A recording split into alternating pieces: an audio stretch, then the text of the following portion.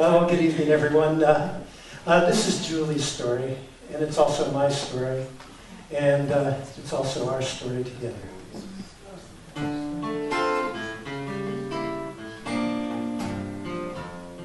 I didn't wait for a holiday, didn't tie it with a bow.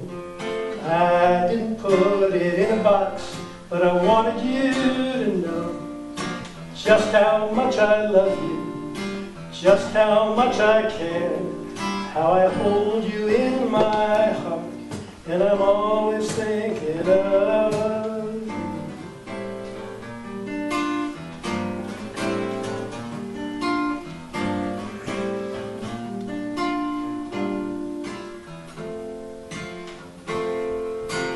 Every time I see your face, my heart beats like a drum. Your voice the sweetest symphony, you are the tune I hum. You're my evening prayer, the one that makes us two. And I hold you in my heart, and I'm always thinking of you.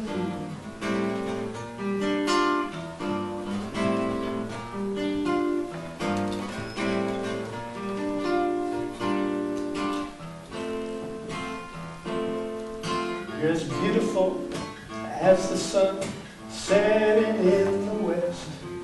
You are the road that leads me home. My answer's always yes. On this anniversary, I'll be celebrating you, and I hold you in my heart, and I'm always thinking of you. Oh, I hold you in my heart. I hold you in my heart, yes, I hold you in my heart, and I'm always thinking of you.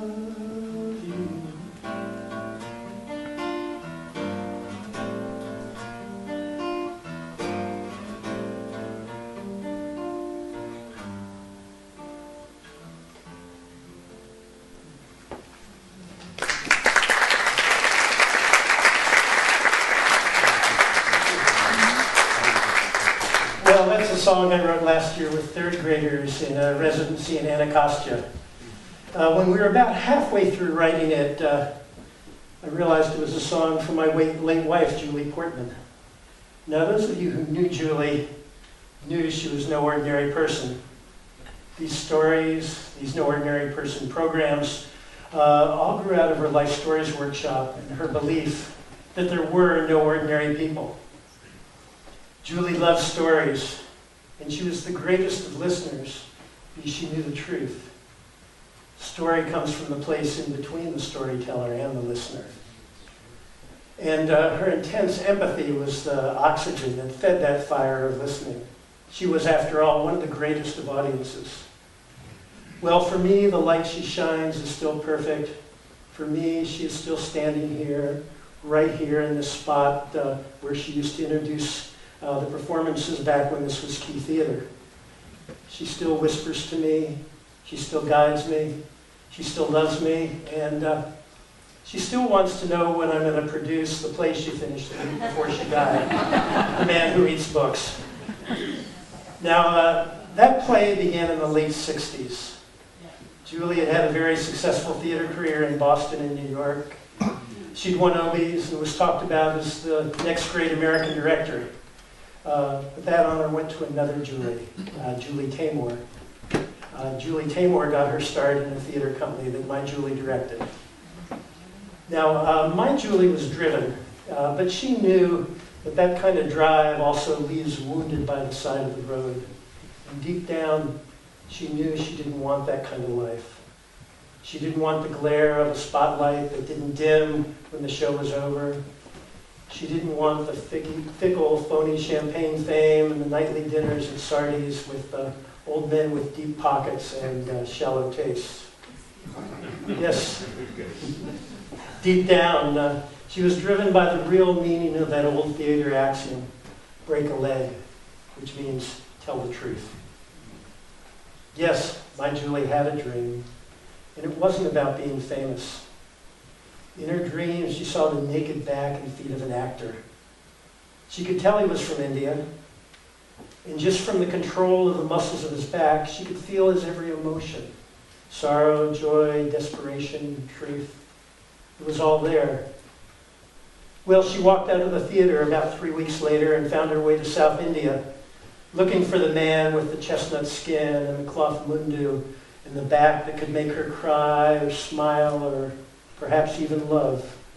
She really wanted to learn how to have that control over every muscle so that she could transmit every emotion directly, without words, just like in music.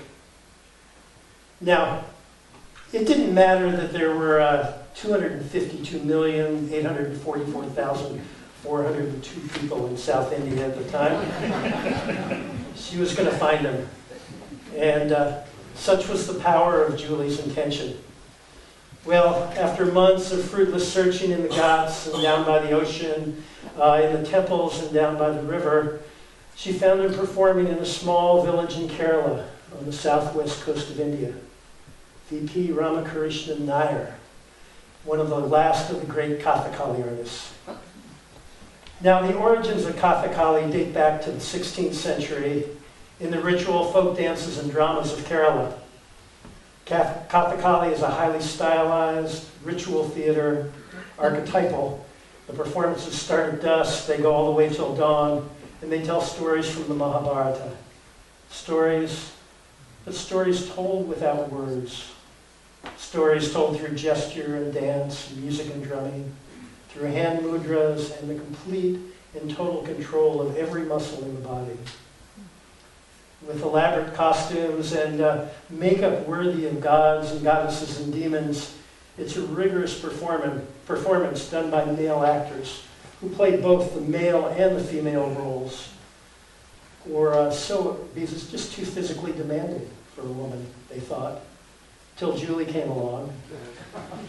As far as I know, she was the first woman and the first Westerner to study Kathakali in the traditional way. One teacher, one student. Well, she lived with Ramakrishnan. She fell in love with Kathakali, and then she fell in love with him. She stayed for a long time. A minute, a millennium, a moment. I don't really know. She stayed long after her visa had expired, studying, performing, loving fiercely, until the Indian government caught up with her and made her leave the country or face arrest. Now, Julie always thought she'd go back to India to continue the work, if not the relationship. You see, in the meantime, Ramakrishnan's father had arranged a marriage for him to a suitable Indian woman, Amakudi. And then there was also the issue of Julie's family. Her parents were sick, and her sister Mary Jo was diagnosed with schizophrenia. She was hearing voices, lying down on train tracks, and jumping from third-story windows. Well, around that time, Julie had funding for a new play, and she was on the train on her way to New York to start rehearsals when she too heard a voice. India had changed her. She got off at the next stop and headed back to her parents' home to take care of her family for the next 7 years. Well, finally, after many suicide attempts, Mary Jo was committed to a mental hospital where she spent the next 35 years of her life. But that is another story, one many of you know from Julie's play, My Sister's Sister. So with that 7-year cycle behind her, it was really time for Julie to re-enter the world. She was ready to return to India, to return to Kathakali, and that's when we met. She'd brought Ramakrishnan and a troupe of 12 Kathakali actors to the International Mime and Movement Festival in Elkins, West Virginia. She'd lead the classes and translate the Malayalam. Malayalam was a language just like it sounds. It's spoken like you have a mouthful of pebbles with extra consonants and lots of extra vowels. Kuriyalam, Nambudiri, Mandalam, Payam. Well, I happened to live there in Elkins at the time. I had helped start the Augusta Arts Workshop back in the early 70s, which was a program that ran at the same time on the same campus. I was there for the opening night of the Mime Festival, and Julie walked in with some inner light like I'd never seen before, followed by an entourage of adoring students. Well, Margot, the director of Augusta, leaned over to me and whispered, "Oh, there's that Julie Portman. Everybody loves her." Well, being the kind of guy I was back then, I took that as a challenge. And even though I could never remember my dreams at the time, or actually much of anything else back then, I knew in that moment that she was the woman of my dreams. Well, it turned out that the next night was a full eclipse of the moon. I'd invited my friend Avner the eccentric out to the farm for the eclipse. Now, some of you might remember Avner. He was starred as the guru in Jewel of the Nile with Michael Douglas and Kathleen Turner. But then about 4 or 5 years ago, he started showing up here in Rappahannock to perform at Castleton. Anyway, Avner looked a lot like me. So much so at the time, we don't look that much alike now, that he wore a t-shirt around Elkins that said, "I am not Paul Reisler." I wore one saying, "I wish I was Avner." He was so much more talented than I was at the time. He once balanced my hammered dulcimer on his chin while I tried to play it. As you can imagine, the visuals were way better than the music. Anyway, Avner invited you. I asked Avner to invite that Julie woman to come out, and she came. We stayed up all night, watching the moon play hide and seek with the earth, until we finally fell asleep in each other's arms. I didn't know it at the time, but after 7 years of taking care of her family without so much as a single date, Julie had just decided a few days before that she was ready for a relationship. And I was the lucky guy standing there at the cosmic bus stop in the moment of that eclipse. That was the power of her intention for sure. And she was very willful, but mercifully, she never used that will on me. She always accepted me as I was. She never tried to change me or make me different, even though I think many of you would have thought that would have been a good idea. Well, I guess I got in the way of her plans to return to India. Sure, we'd go back every few years and visit her Indian family, now Ramakrishna, and his wife Amakudi, and his children Jayan and Shrikala. I studied drumming. I taught Jayan the guitar. Consumed by the myths and legends, the gods and goddesses, we lived the ancient life of Kerala. And we'd see the most amazing performances. Once we even commissioned a Naga column, which was a powerful cleansing ritual invoking the servant deities. It was a ritual that involved an elaborate sand painting, fire dancing, and all-night drumming. The drumming built through the night and into an ecstatic frenzy till near dawn. These two virgins let their hair down and wiped out this sand painting and then collapsed into a coma-like sleep. And then there were the all-night Kathakali performances.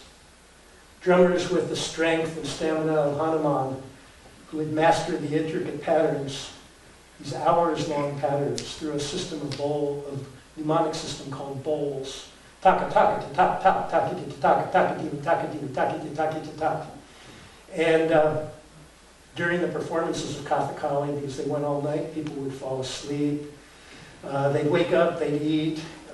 Julie would bring some of our friends like Ruth Rogers here and Jane Kuhn and other people along with us on our trips, and she would take them out to the paddy fields for tea breaks in the middle. And people would sit around and talk. They knew the stories and they could come back in at their favorite parts.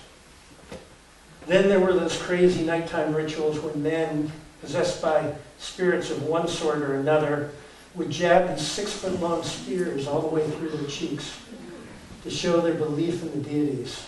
Seemingly, they felt no pain. Every couple of years, we'd go back to Kerala to live in the land of stories of gods and goddesses. Each time, Julie chronicled the changes she saw in her beloved Kerala.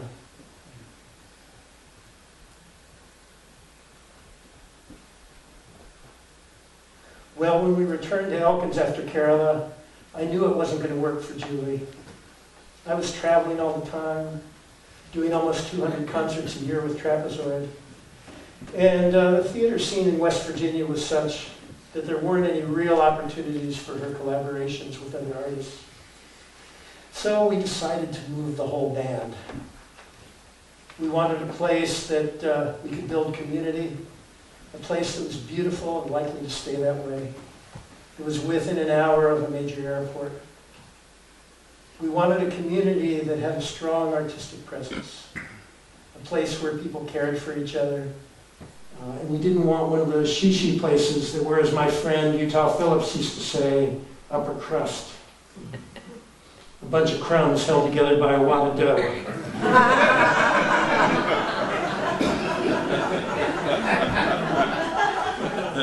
So we drew a 60-mile radius around Dulles, and Julie drove through every community that she thought might work. And as you yourselves have discovered, Rappahannock was the only one. With its 25-acre zoning minimums and a lecture on Carl Gustav Jung the first night she came to town, she knew immediately it was the place for us, and we packed it up and moved quickly over to here to live in a small, crooked farmhouse on Eldon Farms, a place where you could see the outside through the closet walls. Well, that was 30 years ago. And the reasons we moved here have worked out mostly. Rappahannock is almost as beautiful and unspoiled as it was back then. The arts are thriving with RAAC and Castleton, Kid Pan Alley, and the theater across the street.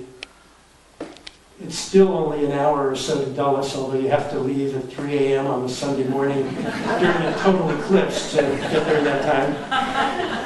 And the people still care for each other, mostly.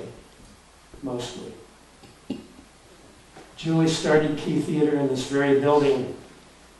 She cleaned out the mountain of clothing, the remnants of the ladies' auxiliary, clothing that was stacked up about this high across the entire place. We shoveled a mountain full of bat shit out of the attic. We built a stage. We insulated the attic. We wired the building for lights. It was poor theater, like Grotowski or Peter Brook, the kind Julie loved, all about the work, not about the building. And then she started programs like Soup and Soul and Christmas Plays, The Exchange, and her Life Stories Workshop, which gave birth to This No Ordinary Person, and also gave birth to her play, Three Roses.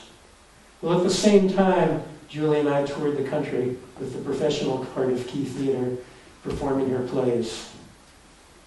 I kept touring with Trapezoid, till it gradually outlived its useful life in its 25th year, and died overnight with the tragic car crash involving our violinist, Freda.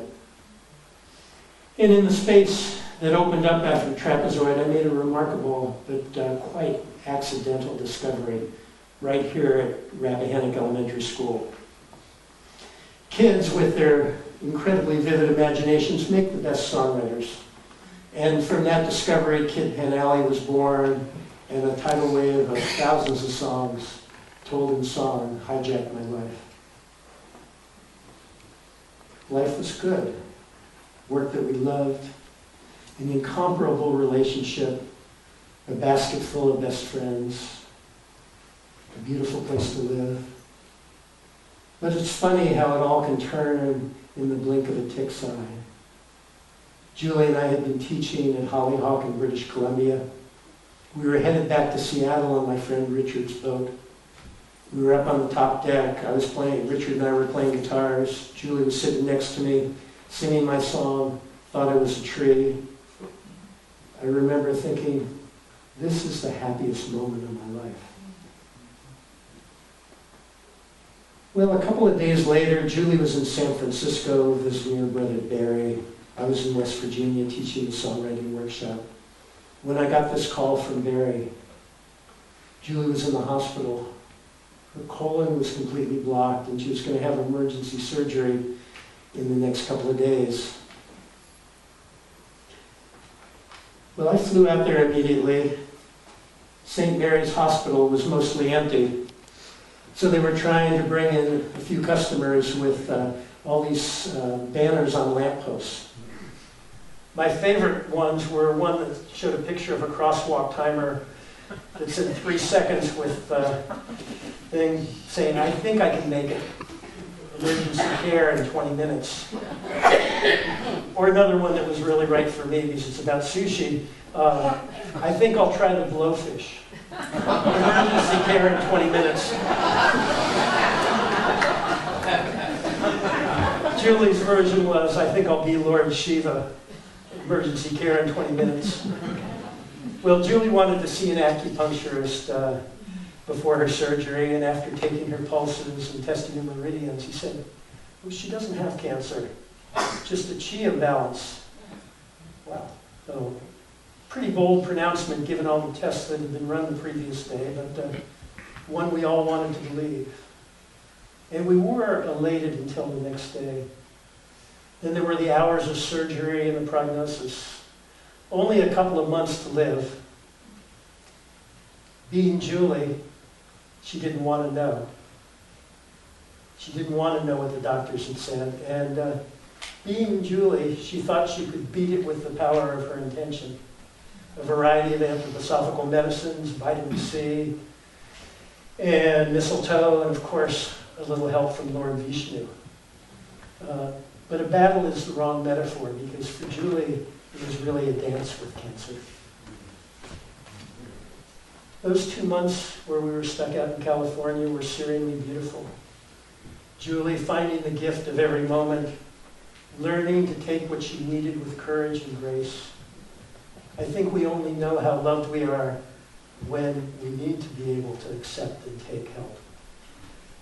There were so many options. It was such a confusing time. Everyone had some magical cure. I really struggled with whether to tell her what the doctors had said. To tell her that she only had a couple of months and she'd better start on chemo right away. See, even her alternative doctors had recommended that, but deeply conflicted, I decided to honor her request. I didn't tell her. To this day, I second-guessed that decision. She deteriorated steadily up until Christmas, and finally, in the 23rd hour of the 23rd day, she decided to start on chemo. Well, miraculously, she improved. And I think it gave her another year. She'd get better for a while, then worse, then better. Her belly would swell with fluids, and I'd drain it out, and it would be back the next day.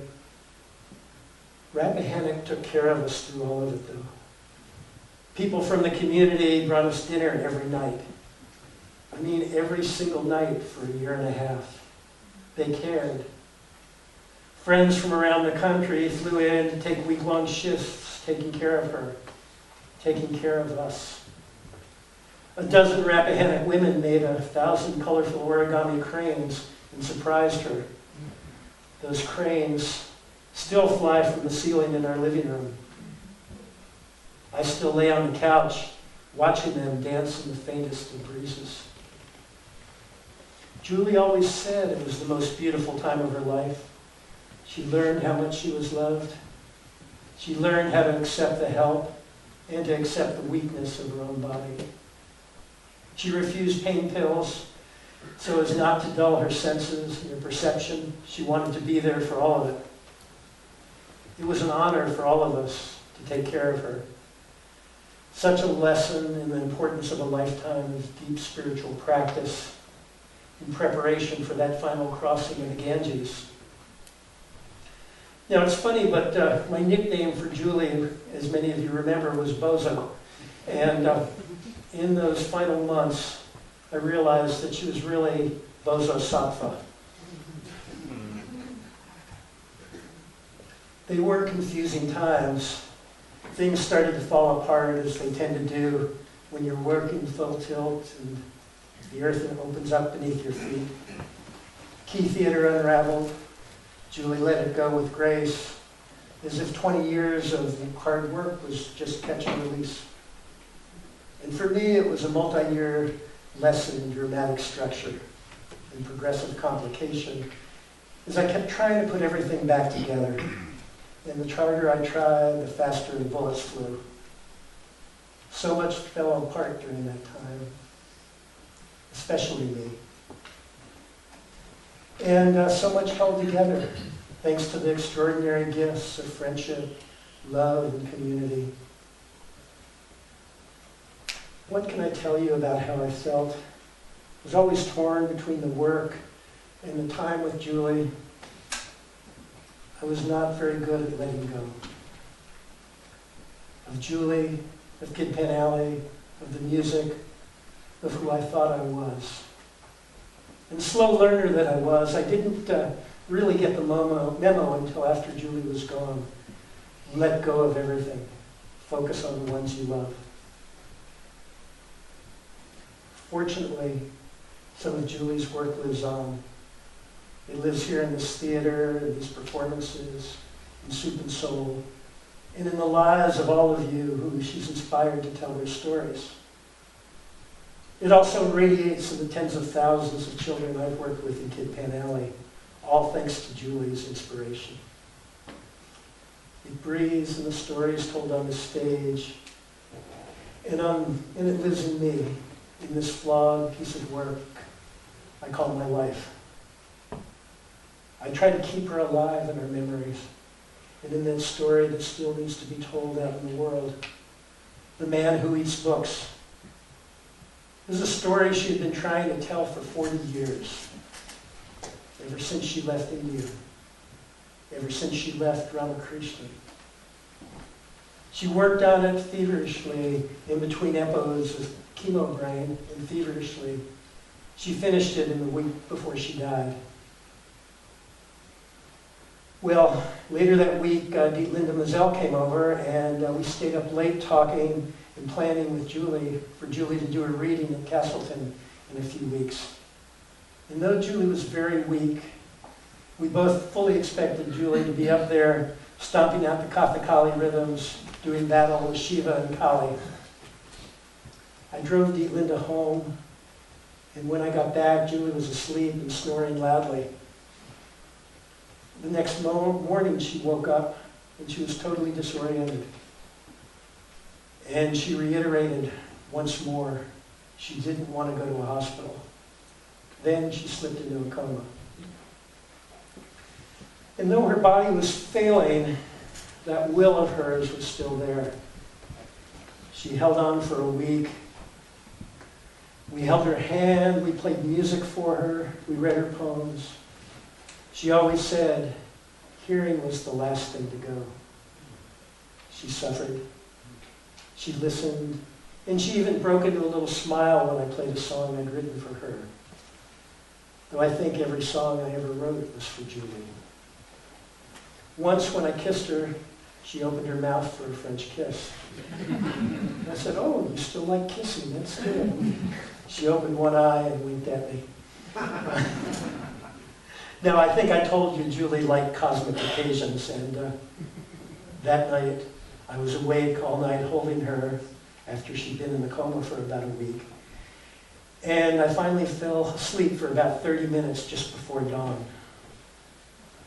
When I awoke, the breathing of those thousands of horses stopped. The room was silent. It was just minutes before the moment of the winter solstice. Now, Julie had fully prepared for her death, not with just that lifetime of intense spiritual training, but also on the practical plane. She had organized a burial group with her friends from the Rudolf Study Steiner group that she led for 25 years.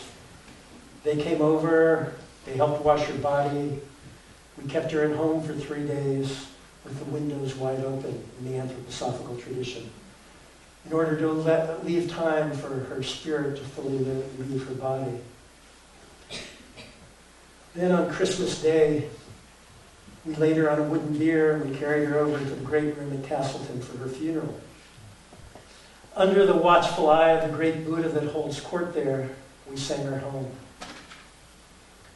And if you'll forgive me, I'll tell you a couple of very macabre things that happened on the journey after that. You see, Julie didn't want to be handled by strangers, so I took her to be cremated in my van. And I didn't realize that there were 2 Oaks funeral homes in Winchester. So I took her to the wrong one. It was Christmas Eve, it was closed down tight. But out back there was this little memorial park and a very small office with a light on. Well, I went back there and told the man with the wrinkled suit I was bringing my wife to be cremated and no one was in the office. Well, he looked outside and he said, well, where is she? Oh, in my van. No, where is she? Oh, in my van in a cardboard box. Well, this went back and forth a few times until he finally said, let me see if I've got this straight. You've got your wife's body in your van? Yeah. That's the way she wanted it. She didn't want it to be handled by a bunch of stiffs. Well, that took him aback, and he got on the phone really quickly and called and found out that they were indeed waiting for us at the other home's funeral home.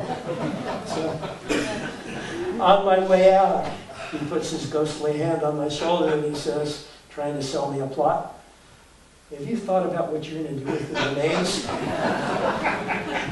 And by that point, I'd lost it, and I just said, oh, put them on the friggin' mantle. And by the way, that's where she still is to this day. So we got to the other Oaks funeral home across town, and there were these 2 really nice young guys there in blue jeans waiting for us. But first I had to sign a form saying that I realized cremation was irreversible.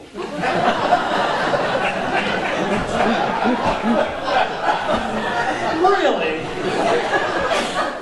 Like some people think they can change their minds and super glue them back together, all the king's horses and all the king's men. Well, we just all started laughing uncontrollably. Such was the cosmic joke of it all. And they were such nice guys. We'd been told to come back the next day to pick up the ashes after they cooled. But when I told them about Julie and how she didn't want to be left alone, they agreed to stay until almost midnight, on Christmas Eve no less.